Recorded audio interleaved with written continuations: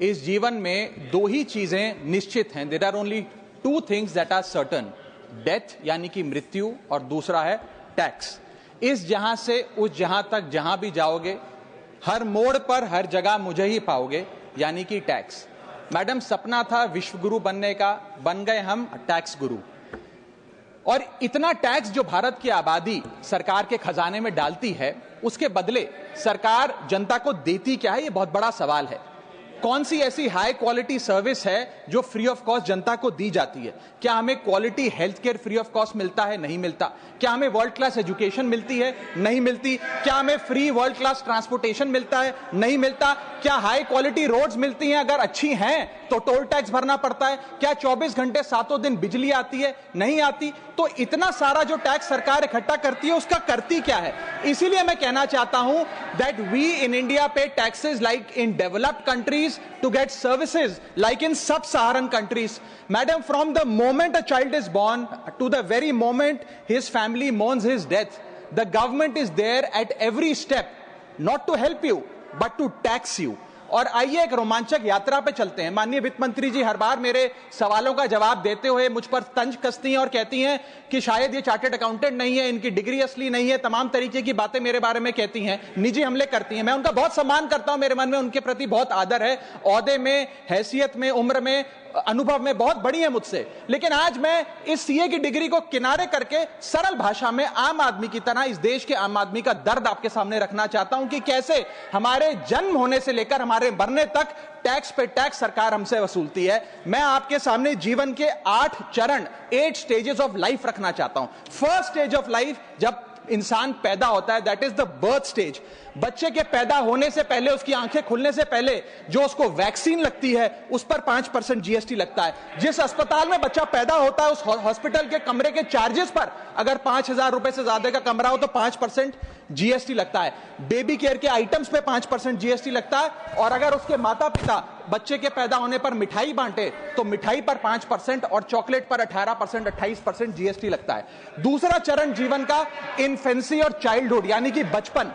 बचपन में baby food जो खरीदा जाता है उस पर 12 से 18% जीएसटी, डाइपर जो खरीदा जाता है उस पर 12% जीएसटी, बेबी स्ट्रोलर पे 5 से 12% जीएसटी, और जो खिलौने बच्चे को दिए जाते हैं उन खिलौनों पर भी 12% जीएसटी लिया जाता है। जब मुंडन होता है बच्चे का, पहला हेयर कट जिसे कहते हैं, उस हेयर कट की सर्विसेज पर भी 18% जीएसटी, और पहली बर्थडे पार्टी पर जो फोटोग्राफी होती है, फोटो खिंचवाई जाती है, उस फोटोग्राफी सर्विसेज पर भी 18% जीएसटी। यहां तक कि नामकरण की बर्थडे पार्टी जो की जाती है उस पर भी केटरिंग सर्विसेज से लेकर खान पर 18% जीएसटी सरकार वसूलती है। अब बच्चा स्कूल जाना शुरू करता है तो स्कूल जाने पर यूनिफॉर्म से लेकर जूतों, स्कूल बैग, लंच बॉक्स, सब पर जीएसटी लगता है। 12% जीएसटी नोटबुक पर लगता है, 18% जीएसटी स्टेशनरी आइटम पर लगता है। और उसके बाद अगर कोई एक्स्ट्रा करिकुलर एक्टिविटी बच्चे को करनी हो, कोई म्यूजिक क्लास करनी हो या फिर कोई स्पोर्ट्स कोचिंग की क्लास वो ले ले, उस पर भी 18% जीएसटी देना पड़ता है। प्राइवेट ट्यूशन ले तो उस पर भी जीएसटी,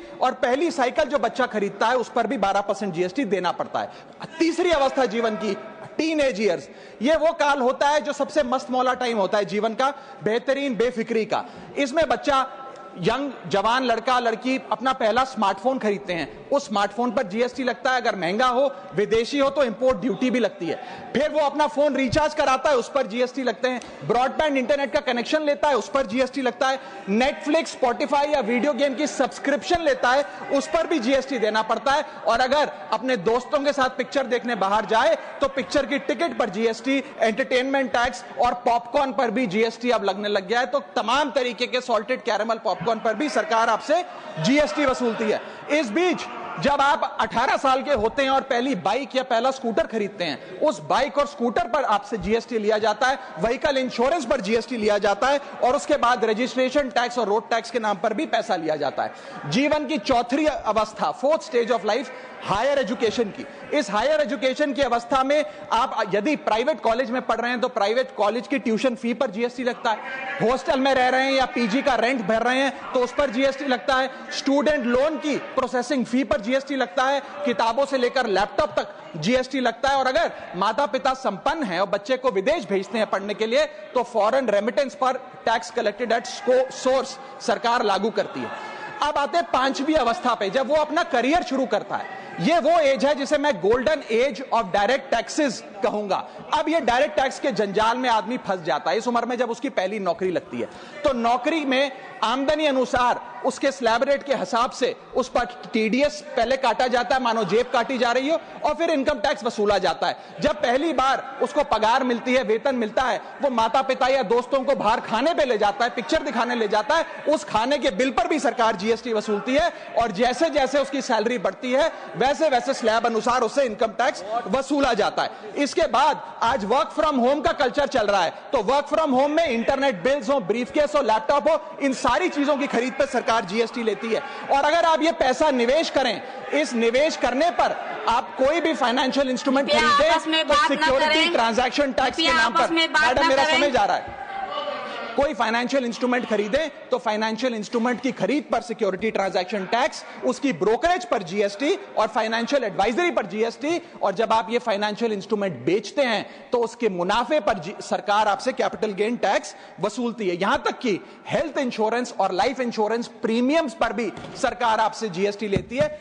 इसी सरकार के मंत्री माननीय गडकरी जी भी सरकार से यही गुजारिश कर रहे हैं कि इंश्योरेंस प्रीमियम पे कम से कम जीएसटी हटा दिया जाए। इसके बाद इंसान अपने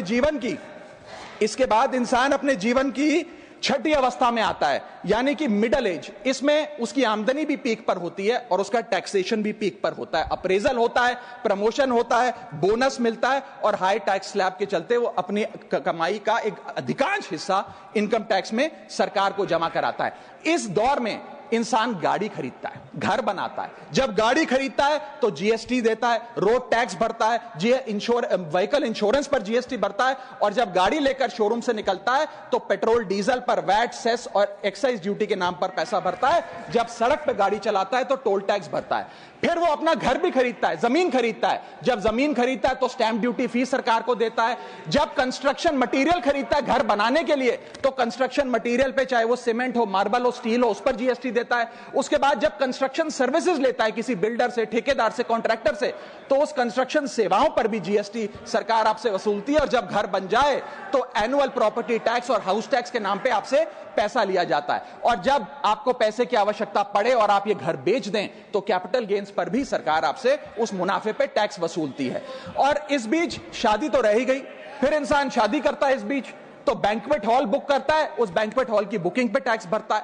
शामियाना, खाना, केटरिंग सर्विसेज लेता है, उस पर जीएसटी भरता है। ज्वेलरी खरीदता है, उस पर जीएसटी भरता है। कपड़ा, शेरवानी सिलवाता है, कुर्ता पजामा, सूट पैंट, उस पर जीएसटी भरता है। यहां तक कि वेडिंग इन्विटेशन से लेकर, ब्राइडल मेकअप से लेकर, हनीमून के ट्रैवल तक हर चीज पर सरकार आपसे जीएसटी वसूलती है। सातवीं अवस्था सरकार जीवन की वो है रिटायरमेंट। इस फेज में इंसान चाहता है आरामदायक जीवन जिया जाए, जो जीवन में कमाया उस कमाई के सहारे उसकी इंटरेस्ट पर, पेंशन पर जिया जाए। लेकिन इस अवस्था में भी सरकार पेंशन और इंटरेस्ट इनकम पे आपसे टैक्स लेती है।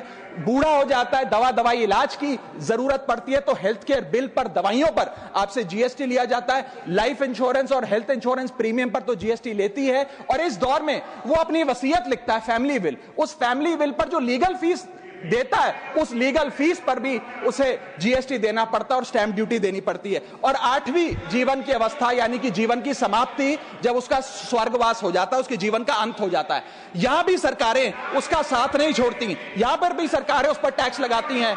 जब कोई इंसान मरता है तो उसके अंतिम संस्कार में देसी घी, चंदन वुड, नारियल, इत्तर जैसा सामान इस्तेमाल होता है, उस पर भी जीएसटी लगता है। और जब उसके मरने के उपरांत अखबार में ऑबिचरी की इश्तेहार छपाया जाता है, उस पब्लिकेशन ऑफ ऑबिचरी न्यूज़पेपर पर भी 5% सरकार जीएसटी लेती है। और मरने के बाद जब प्रॉपर्टी उसके बच्चों को या परिवार वालों को दी जाती है, उस म्यूटेशन पर भी सरकार आपसे ड्यूटी सेस लेती है।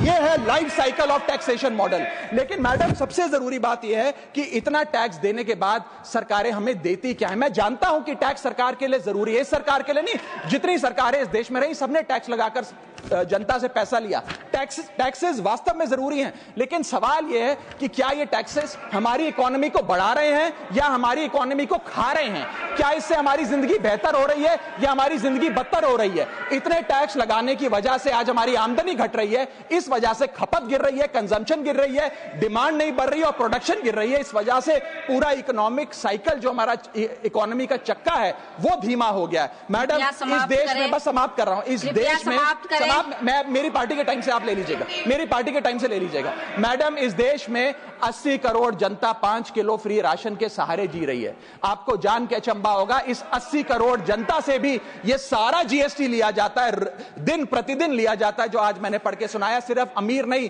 गरीब से गरीब आदमी भी जीएसटी देता है। और अंत में मैं बस इतना ही कहना चाहूंगा कि क्योंकि इतना टैक्स लगा लगाकर सरकारें जनता का खून चूसती हैं, उस वजह से आज एफएमसीजी की सेल्स घट रही हैं, एफएमसीजी के स्टॉक गिर रहे हैं, कंजम्पशन डाउन हो रही है, नई गाड़ियों की सेल श्रिंक कर रही है, तमाम तरीके की जितनी भी न्यू परचेजेस होती हैं उसमें मंदी देखी जा रही है। सरकार को जीएसटी कम करना चाहिए, कम करेंगे तो जनता की जेब में पैसा आएगा तो मांग बढ़ेगी, खपत बढ़ेगी और इकोनॉमी का चक्का चलेगा। आपका समय समाप्त। बहुत बहुत शुक्रिया। माननीय श्री एम वेंकट सुब्बा रेड्डी जी, आपका समय